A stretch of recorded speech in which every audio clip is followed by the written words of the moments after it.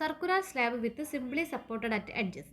ഈ ഒരു കണ്ടീഷനിൽ ഒരു യു ഡി എൽ ആക്ട് ചെയ്യുകയാണെങ്കിൽ, ഒരു സർക്കുലർ സ്ലാബിൽ ഒരു U D L load act ചെയ്യുകയാണെങ്കിൽ അതിൻ്റെ റേഡിയൽ ഡയറക്ഷനും സർക്കംഫറൻഷ്യൽ ഡയറക്ഷനും എത്രയാണ് ബെൻഡിങ് മൊമെൻറ്റ് ഉണ്ടാകുന്നതെന്നാണ് ഇനി നെക്സ്റ്റ് നോക്കാനുള്ളത്. അപ്പോൾ ഞാനിവിടെ ഒരു സിംപ്ലി സപ്പോർട്ടഡ് ആയിട്ടുള്ള ഒരു സർക്കുലർ സ്ലാബിൻ്റെ ക്രോസ് സെക്ഷൻ വരച്ചിട്ടുണ്ട്. അപ്പോൾ അവിടെ ആക്ട് ചെയ്യുന്ന ലോഡ് എന്ന് പറഞ്ഞത് ഡബ്ല്യു എന്ന് പറഞ്ഞാൽ യു ഡി എൽ ആണ് അവിടെ ആക്ട് ചെയ്യുന്നത്. എ എന്ന് പറയുന്നത് ആ ഒരു സ്ലാബിൻ്റെ റേഡിയസ് ഇൻ മീറ്ററാണ് എ എന്നതുകൊണ്ട് ഉദ്ദേശിക്കുന്നത്. സെൻറ്റർ വരെയുള്ള ഇതാണ് എ, പിന്നെ അതിന് ശേഷമുള്ളതാണ് എ. അപ്പോൾ 2A എന്നാണ് അതിൻ്റെ ടോട്ടൽ സ്പാൻ. ഇപ്പോൾ ടോട്ടൽ സ്പാൻ എന്ന് പറഞ്ഞാൽ 2A ആണ്. അപ് ടു സെൻറ്റർ എ എന്നായിട്ട് റേഡിയസ് ആണ് ഞാനിവിടെ മാർക്ക് ചെയ്തത്.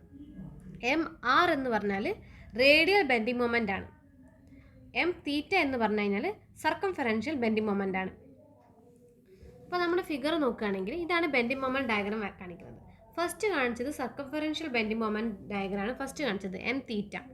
ഇവിടെ സെൻറ്ററിൽ ഉണ്ടാകുന്ന ലോഡ്, ഈ ഒരു കേസിൽ സെൻറ്ററിൽ ഉണ്ടാകുന്ന ബെൻഡിങ് മൊമെൻറ്റ് എന്ന് പറഞ്ഞാൽ 3/16 WA² എന്നാണ്. 3/16 WA² ആണ്.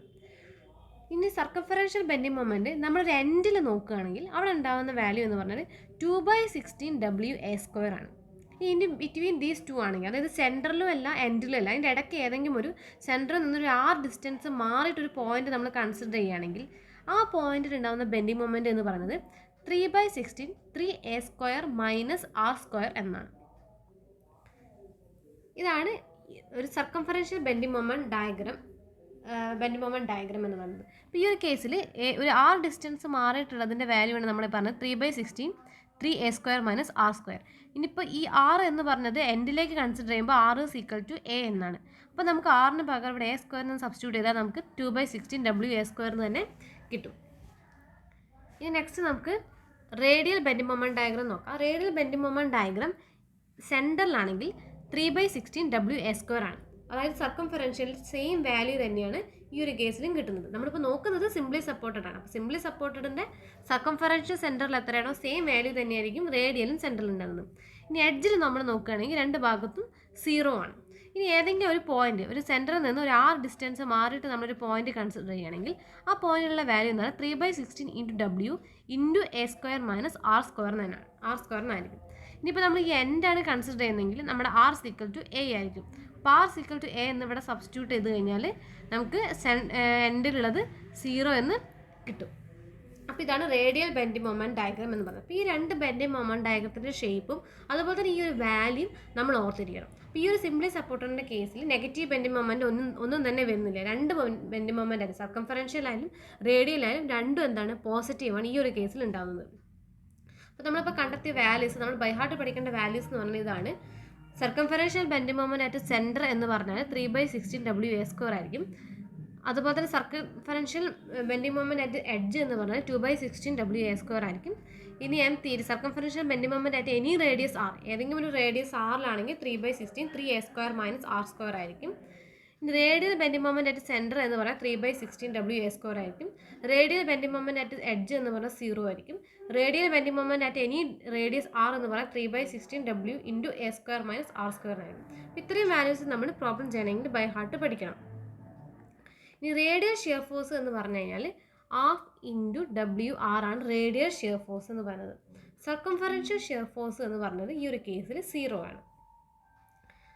അപ്പോൾ നമ്മൾ പ്രോബ്ലം ചെയ്യുന്ന സമയത്ത് നമുക്ക് ക്രിട്ടിക്കൽ സെക്ഷൻ കൺസിഡർ ചെയ്യണമെങ്കിൽ ബെൻഡിങ് മൊമെൻറ്റ് നമ്മൾ കണ്ടെത്തണം, മാക്സിമം ബെൻഡിങ് മൊമെൻറ്റ് കണ്ടെത്തണം. അതിനുവേണ്ടി ഈ ഒരു ബെൻഡിങ് മൊമെൻറ്റ് കാൽക്കുലേറ്റ് ചെയ്യാനുള്ള ഇക്വേഷനൊക്കെ നമ്മൾ ബൈ ഹാർട്ട് പഠിച്ചിരിക്കണം. നെക്സ്റ്റ് ഒരു പ്രോബ്ലം നോക്കാം. A circular room has A 5 meter diameter from inside. Design a circular roof slab for room to carry a superimposed load of 3,800 Newton/m². Assume that the slab is simply supported at the edges.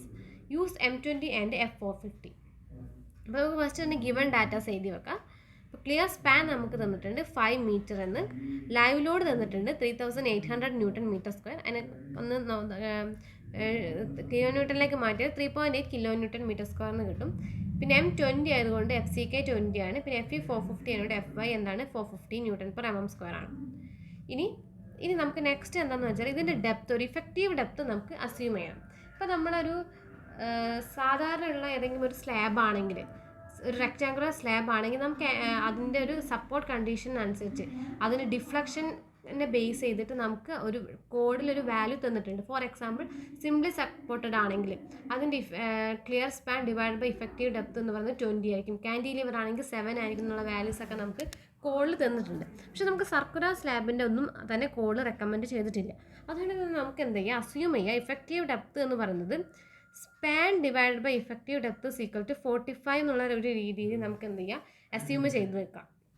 Assume ചെയ്തിട്ട് നമുക്ക് effective depth select ചെയ്യാം. അതായത് നമുക്ക് span തന്നിട്ടുണ്ട് 5 metre, പിന്നെ അതിനെ MM-ലേക്ക് മാറ്റിയിട്ട് 5000/45 ചെയ്ത് കഴിഞ്ഞാൽ നമുക്ക് ഇഫക്റ്റീവ് ഡെപ്ത് ഏകദേശം കാൽക്കുലേറ്റ് ചെയ്തിട്ട് അസ്യൂം ചെയ്യാം. ഇവിടെ ഞാനൊരു ഓവറോൾ ഡെപ്ത് 120 എന്ന് അസ്യൂം ചെയ്തിട്ടാണ് പ്രോബ്ലം ചെയ്യാൻ പോകുന്നത്. ടോട്ടൽ ഡെപ്ത് അതായത് ഇഫക്റ്റീവ് ഡെപ്ത് അല്ല ഓവറോൾ ഡെപ്ത് 120 ആണ് അസ്യൂം ചെയ്തിട്ടാണ് ഞാൻ പ്രോബ്ലം ചെയ്യാൻ പോകുന്നത്. അപ്പോൾ പ്രോബ്ലം ചെയ്യുമ്പോൾ ഫസ്റ്റ് സ്റ്റെപ്പ് എന്ന് പറഞ്ഞാൽ ലോഡ് കാൽക്കുലേഷൻ ആണ്. ഇപ്പോൾ ലോഡ് കാൽക്കുലേഷൻ എന്ന് പറഞ്ഞാൽ നമുക്ക് ലൈവ് ലോഡ് നമുക്ക് ക്വസ്റ്റ്യനിൽ തന്നിട്ടുണ്ട് 3.8 kN/m². സെൽഫ് വെയിറ്റ് അല്ലെങ്കിൽ ഡെഡ് ലോഡ് നമുക്ക് തന്നിട്ടില്ല. നമുക്കറിയാം ഒരു കോൺക്രീറ്റിൻ്റെ യൂണിറ്റ് വെയിറ്റ് എന്ന് പറയുന്നത് 25 kN/m³ ആണ്. പിന്നെ അതുപോലെ തന്നെ നമ്മൾ ഇതിൻ്റെ തിക്നെസ് എന്ന് പറയുന്നത് എത്രയാണ്, നമ്മൾ 120 ആണല്ലോ നമ്മളിവിടെ അസ്യൂം ചെയ്തത്. 120 ആണ് നമ്മളിവിടെ അസ്യൂം ചെയ്തത്. ആ 120 ആ 0.12 കൊണ്ട് മൾട്ടിപ്ലൈ ചെയ്താൽ 3 kN/m² കിട്ടും നമ്മുടെ സെൽഫ് വെയിറ്റ്, ഡെഡ് വെയിറ്റ്.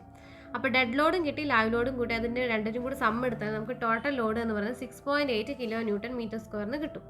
നമ്മൾ ഇവിടെ ഡിസൈൻ ചെയ്യുന്ന സമയത്ത് നമ്മൾ ഇത് മാത്രം കൺസിഡർ ചെയ്താൽ അപ്പോൾ ഒരു ഫാക്ചർ ലോഡ് കൺസിഡർ ചെയ്യണം. അപ്പോൾ ഒരു ഫാക്ടർ ഓഫ് സെഫ്റ്റിനെ കൊണ്ട് 1.5 ഫാക്ടർ ഓഫ് സെഫ്റ്റിനെ കൊണ്ട് മൾട്ടിപ്ലൈ ചെയ്തിട്ട് 10.2 kN/m² ആണ് ഞാൻ അവിടെ ഉണ്ടാവുന്ന ടോട്ടൽ ലോഡ് എടുക്കുന്നത്.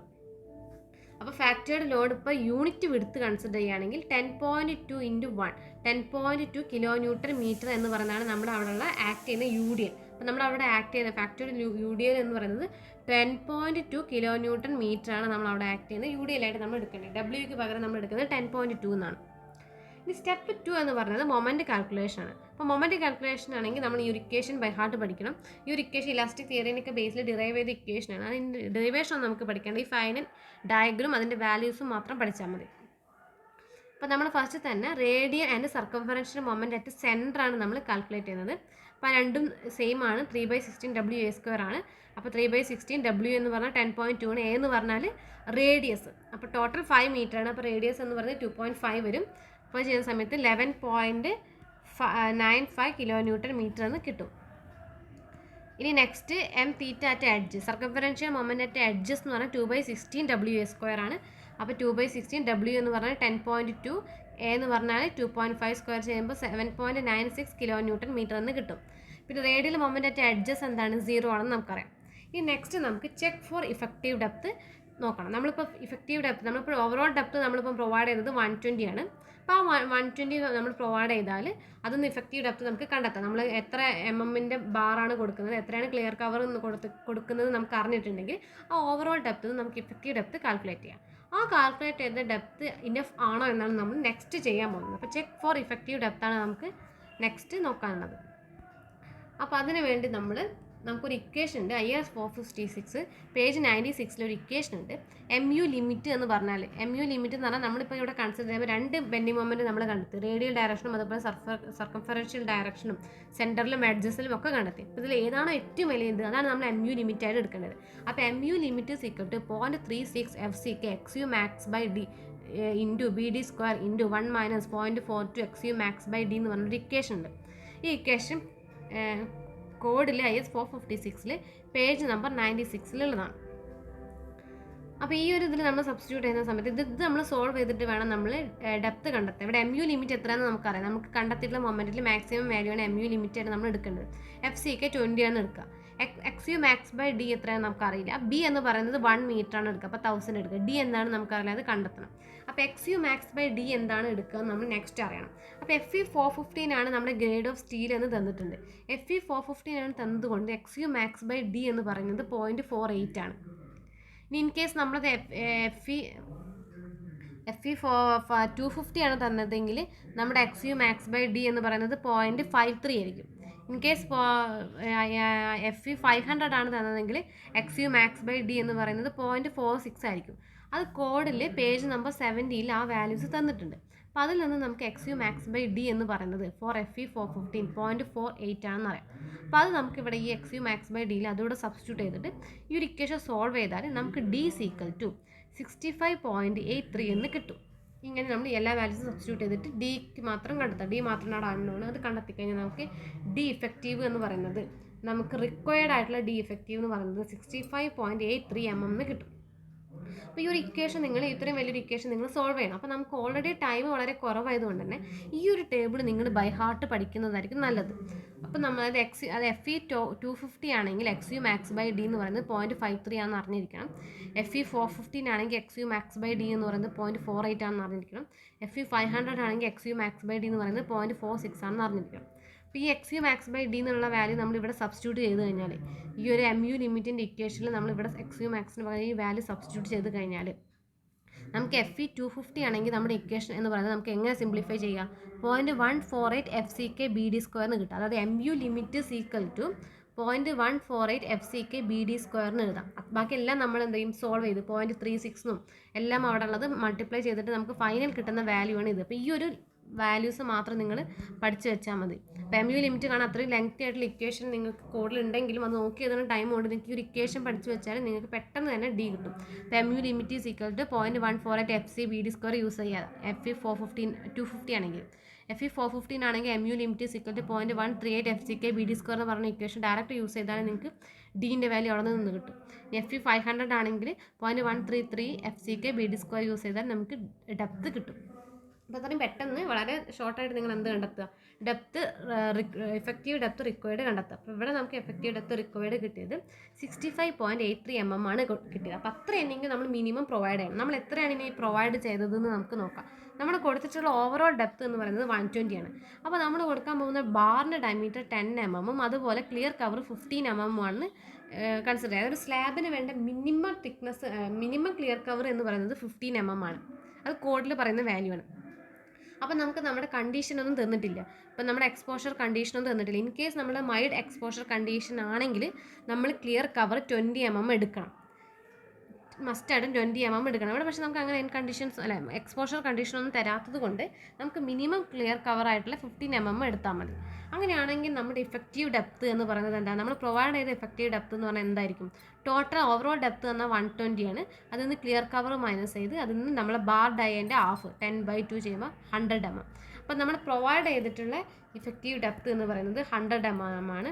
നമ്മുടെ റിക്വയർഡ് ആയിട്ടുള്ള എഫക്റ്റീവ് ഡെപ്ത് എന്ന് പറയുന്നത് 65.83 ആണ്. അപ്പോൾ നമ്മൾ പ്രൊവൈഡ് ചെയ്തത് റിക്വയർമെൻറ്റിനെക്കാളും കൂടുതലായതുകൊണ്ട് തന്നെ നമ്മളിവിടെ സെലക്ട് ചെയ്ത ഇഫക്റ്റീവ് ഡെപ്ത് എന്ന് പറയുന്നത് സേഫ് ആണ്. ഇൻ കേസ് ഇത് തെറ്റിപ്പോയിട്ടുണ്ടെങ്കിൽ നമ്മൾ എന്ത് ചെയ്യണം? വീണ്ടും നമ്മൾ അനദർ ഇഫക്റ്റീവ് ഡെപ്ത് കൺസിഡർ ചെയ്തിട്ട് വേണം പ്രോബ്ലം കണ്ടിന്യൂ ചെയ്യാൻ വേണ്ടിയിട്ട്. ഇനി നെക്സ്റ്റ് നമുക്ക് ഇതിൻ്റെ ബേസിൽ നമ്മളിനി റെയിൻഫോഴ്സ്മെൻറ്റ് കാൽക്കുലേഷൻ ചെയ്യണം. അതാണ് ഇനി അടുത്ത സ്റ്റെപ്പ്.